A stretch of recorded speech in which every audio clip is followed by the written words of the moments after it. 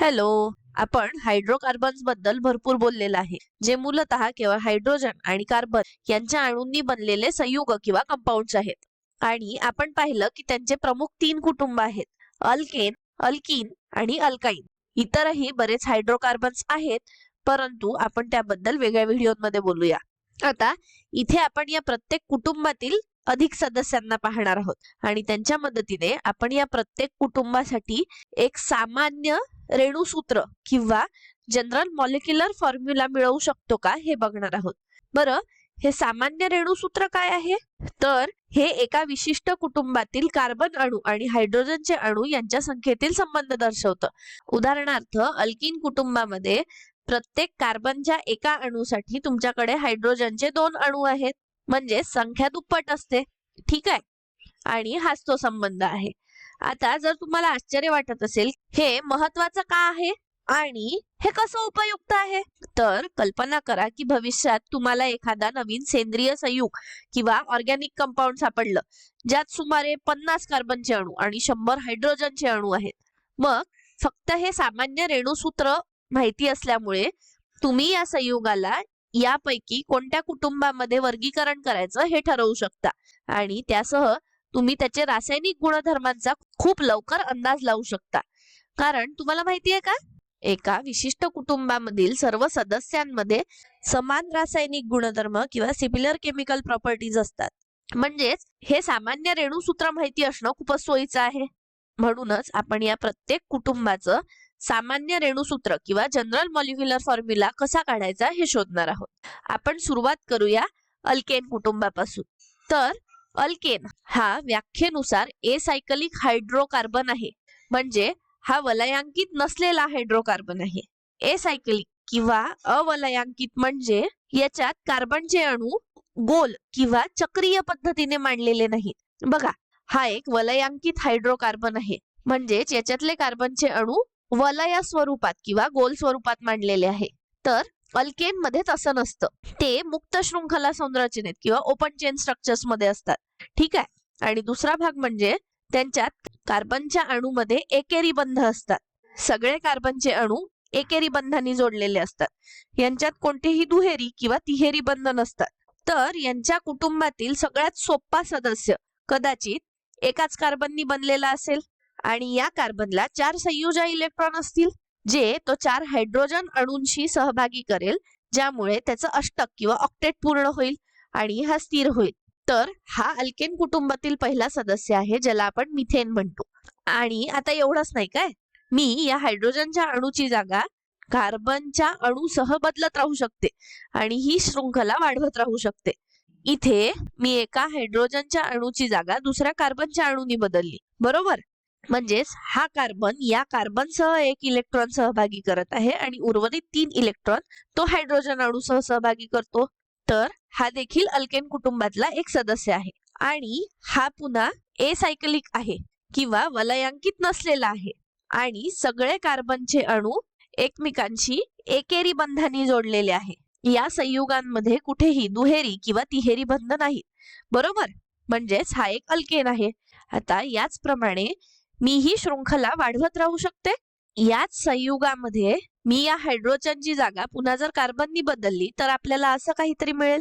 या शृंखलेमध्ये कार्बनचे 3 अणू आहेत आणि हेच पुन्हा मी करत राहू शकते. पुन्हा या हायड्रोजनची जागा मी जर कार्बननी बदलली तर या शृंखलेमध्ये 4 कार्बनचे अणू आहेत आणि हे सगळे अल्केन आहेत. तर तुम्ही कल्पना करू शकता की याचप्रमाणे मी नवीन अल्केनचे सदस्य बनवत राहू शकते. माझ्याकडे 5 कार्बनची शृंखला असू शकते किंवा 10 कार्बनची शृंखला असू शकते किंवा अगदी 20 कार्बनची देखील शृंखला असू शकते. म्हणजेच आपण अल्केन या प्रकारे काढू शकतो आणि या प्रकारे याचे सदस्य शोधू शकतो. आता आपण यांचं सामान्य रेणुसूत्र शोधण्याचा प्रयत्न करूया. यासाठी आपण या प्रत्येक संयुगाचं रेणुसूत्र लिहूया. ठीक आहे, मिथेन मध्ये 1 कार्बनचा अणू आहे आणि 4 हायड्रोजनचे अणू आहेत, म्हणजेच याचं रेणुसूत्र झालं CH4. याचप्रमाणे हे संयुग जिथे कार्बनचे 2 अणू आहे आणि हायड्रोजनचे 1 2 3 4 5 6 अणू आहेत, म्हणजेच हे झालं C2H6. आता व्हिडिओ थांबवून तुम्हाला या 2 रेणूंचे रेणुसूत्र लिहिता येतं का बघा बरं. चला, तर यामध्ये 3 कार्बनचे अणू आहेत आणि हायड्रोजनचे 1 2 3 4 5 6 7 8 अणू आहेत. तर हे झालं C3H8. याचप्रमाणे यामध्ये कार्बनचे 4 अणू आहेत तर हायड्रोजनचे 10 अणू आहेत. बरोबर, म्हणजे हा झाला C4H10 आणि हे या सगळ्यांचे रेणूसूत्र आहे. आता आपण अल्केन कुटुंबाचं सामान्य रेणूसूत्र म्हणजे प्रत्येक अल्केन मध्ये कार्बनचे अणू आणि हायड्रोजनचे अणू यांच्या संख्येतील संबंध काय आहे ते शोधायचा प्रयत्न करूया. मुळात आपण असं शोधण्याचा प्रयत्न करत आहोत की दिलेल्या अल्केन मध्ये जर कार्बनचे अणू n असतील तर हायड्रोजनचे अणू किती असतील. आता आपण एक टेबल काढूया काय, ज्याच्यात आपण कार्बनच्या अणूंची संख्या आणि हायड्रोजनच्या अणूंची संख्या लिहूया. मला असं दिसतं आहे की या रेणूमध्ये जर 2 कार्बनचे अणू आहेत तर त्याच्यासाठी हायड्रोजनचे 6 अणू आहेत. तसंच जर या रेणूसाठी म्हटलं तर कार्बनच्या 3 अणूंसाठी हायड्रोजनचे 8 अणू आहेत आणि या रेणूमध्ये कार्बनच्या 4 अणूंसाठी हायड्रोजनचे 10 अणू आहेत. तर आता आपण शोधू शकतो का की याचा सामान्य रेणूसूत्र काय आहे. इथे थोडासा व्हिडिओ थांबवून तुम्ही या दोन संख्यांमधील संबंध शोधण्याचा प्रयत्न करा बरं. चला तर आता आपण याच्यातला संबंध पहिले शोधूया. कदाचित 2 गुणिले 3 केले तर 6 मिळताय. आता हा संबंध 3 ला लावून बघितला तर 3 गुणिले 3 केलं तर 9 येतं, 8 तर नाही, म्हणजे हा बरोबर संबंध नाही. आता जर आपण बेरीज करून बघितली तर 2 अधिक 4 बरोबर 6 आलं बरोबर. मग आता 3 अधिक 4 केलं तर 7 यायला पाहिजे, पण इथे तर 8 आहे, म्हणजे हा पण संबंध बरोबर नाही. जर आपण गुणाकार केला आणि त्यात कोणती तरी संख्या जोडली तर काय होईल बरं. म्हणजे उदाहरणार्थ 2 गुणिले 2 अधिक 2 केलं तर 6 येत आहे. इथे सुद्धा 3 गुणिले 2 केलं अधिक 2 केलं तर बरोबर 8 येत आहे. कदाचित हा संबंध आहे बरं. आता 4 गुणिले 2 8, 8 अधिक 2 10. अरे जमलं की. तर हाच अल्केन कुटुंबासाठीचा हायड्रोजन आणि कार्बन मधला संबंध आहे. म्हणजे जर तुम्ही कार्बनच्या अणूच्या संख्येला 2 नी गुणलं आणि त्याच्यात जर 2 जोडले तर तुम्हाला त्या रेणूमधली हायड्रोजनच्या अणूंची संख्या मिळेल.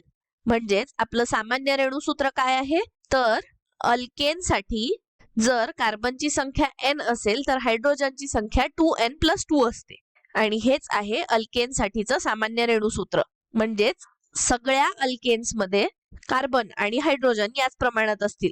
जर उद्या तुम्हाला एखादा अल्केन सापडला ज्यात समजा 25 कार्बनचे अणू आहेत तर हायड्रोजनची संख्या दुप्पट अधिक 2 म्हणजेच 50 अधिक 2 म्हणजेच 52 असेल.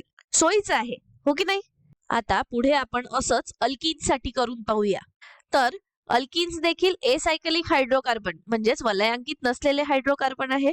म्हणजेच कार्बनचे अणू वलयाच्या स्वरूपात नाही आणि यांच्यामध्ये कमीत कमी एक कार्बनची जोडी असते ज्यामध्ये दुहेरी बंध असतात. एकापेक्षा जास्त असू शकतात पण कार्बन अणूंची किमान एक जोडी असते ज्यामुळे आपण त्याला अल्कीन म्हणतो. आता मला सांगा की केवळ एकच कार्बनचा अणू असलेला अल्कीन असू शकतो का. विचार करा बरं. हे शक्य नाही, कारण अल्कीन यांच्यामध्ये दुहेरी बंध असतात. त्यामुळे आपल्याला 2 कार्बन अणू तरी पाहिजे, म्हणजेच एक जोडी तरी पाहिजे. म्हणूनच एकच कार्बनचा अणू असलेला अल्कीन शक्य नाही. तर इथे माझ्याकडे दुहेरी बंध आहे, ठीक आहे. म्हणजेच हा कार्बन या कार्बन सह 2 इलेक्ट्रॉन सहभागी करतो आणि 2 अधिक संयोजक किंवा 2 अधिक इलेक्ट्रॉन राहिले आहेत तर हे हायड्रोजन आणि हायड्रोजनद्वारे पूर्ण केले जातील, ठीक आहे. तर हा आहे पहिला सदस्य. आता याला जर आपण वाढवत गेलो आणि या हायड्रोजनची जागा कार्बननी बदलली तर आपल्याला असा रेणू मिळेल आणि हा अल्कीन कुटुंबातला अजून एक सदस्य आहे. यात पण बघा काय कार्बनची एक जोडी दुहेरी बंधांसह आहे. हा सुद्धा एसायक्लिक किंवा वलयांकित नसलेला आहे आणि या व्हिडिओ मध्ये आपण साध्या अल्कीन किंवा सिंपल अल्कीन्स बद्दल बोलतो आहे. म्हणजे ज्या अल्कीन्स मध्ये कार्बन अणूंची फक्त एकच जोडी आहे ज्यामध्ये दुहेरी बंध आहे आणि आपण यांचं सामान्य रेणूसूत्र शोधायचा प्रयत्न करतो आहे. आता याच कुटुंबातला पुढचा सदस्य असा असू शकतो बरोबर. या हायड्रोजनच्या जागी मी एक कार्बन टाकला आणि हा पुढचा सदस्य झाला. यात पण एक कार्बनच्या जोडीमध्ये दुहेरी बंध आहे, ठीक आहे. आता आपण यांचं रेणूसूत्र लिहूया. इथे 2 कार्बन आहेत तर 4 हायड्रोजन आहे म्हणजे C2H4 झालं.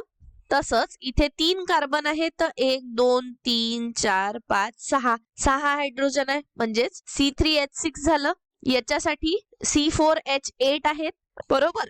आता मला सांगा, जर कार्बनचे अणू N आहेत तर हायड्रोजनचे अणू किती आहेत? दुप्पट दिसतायत, बरोबर. म्हणजेच याचं सामान्य रेणूसूत्र CnH2n असं असू शकतं. म्हणजे जर कार्बनचे N अणू आहेत तर हायड्रोजनचे अणू त्याच्यापेक्षा दुप्पट असतील. आणि हेच आहे अल्किनचं सामान्य रेणूसूत्र. आता आपण अल्काइन कडे वळूया. पुन्हा अल्काइन्स देखील एसायक्लिक हायड्रोकार्बन्स आहेत, म्हणजेच वलयांकित नसलेले हायड्रोकार्बन आहे. पण यांच्यात कार्बनच्या अणूंची किमान एक जोडी त्यांच्यामध्ये तिहेरी बंधासह असते. आणि अल्किन्स प्रमाणेच आपल्याकडे केवळ एक कार्बन अणू असलेला अल्काइन असू शकत नाही. यांच्यामध्ये तिहेरी बंध असलेले किमान 2 कार्बनचे अणू लागतील. म्हणजेच सगळ्यात सोप्या अल्काइन मध्ये किमान 2 कार्बनचे अणू असतील आणि यांच्यामध्ये तिहेरी बंध असेल. म्हणजेच हा कार्बन या कार्बनसह 3 इलेक्ट्रॉन सहभागी करत असल्यामुळे याच्या कवचात एकच अधिक इलेक्ट्रॉन शिल्लक आहे, जो तो या हायड्रोजन अणूशी सहभागी करतो आहे. आणि हा आहे इथाइन. हा तुमचा सगळ्यात सोपा अल्काइन आहे. आता जसं आपण अल्केन आणि अल्कीन साठी केलं तसं इथेही आपण या कार्बन शृंखलेची लांबी वाढवू शकतो. म्हणजेच हायड्रोजनची जागा कार्बन अणूला देऊ शकतो. जसं की इथे 3 कार्बन अणूंची शृंखला आहे आणि एका कार्बन अणूच्या जोडीमध्ये तिहेरी बंध आहे. हा देखील एक साधा अल्काइन आहे. आता पुन्हा या हायड्रोजनची जागा जर एका कार्बनला दिली तर आपल्याला असं काहीतरी मिळेल. हा देखील एक साधा अल्काइन आहे. आणि यामध्ये एकापेक्षा अधिक जोड्या असू शकतात ज्यामध्ये तिहेरी बंध आहेत, पण त्या रचना गुंतागुंतीच्या आहेत. आपण या व्हिडिओमध्ये त्यांच्याबद्दल बोलत नाही आहोत. तर इथे आपण फक्त साध्या अल्काइन्स बद्दल बोलतो आहे, ज्या अल्काइन्स मध्ये कार्बन अणूंची फक्त एकच जोडी त्यांच्यामध्ये तिहेरी बंध आहे. आता आपण याचं सामान्य रेणूसूत्र शोधण्याचा प्रयत्न करूया. आता मी ते करण्यापूर्वी तुम्ही व्हिडिओ थांबवून स्वतःहून करू शकता का बघा बरं. तुम्ही हे शोधण्याचा प्रयत्न करत आहात की जर साध्या अल्काइन मध्ये कार्बनचे N अणू असतील तर हायड्रोजनचे किती अणू आहेत. चला पाहूया. या संयुगाचं रेणूसूत्र काय असेल बरं. ते असेल C2H2, कारण 2 कार्बनचे अणू आहेत आणि 2 हायड्रोजनचे अणू आहेत. आता या संयुगाचं लिहिलं तर याचं असेल C3H4. 4 हायड्रोजनचे अणू दिसतायत आणि 3 कार्बनचे अणू दिसतायत, बरोबर. आता याच्यासाठी लिहिलं तर C3H6. ठीक आहे. आता पुन्हा आपण तसाच टेबल तयार करूया.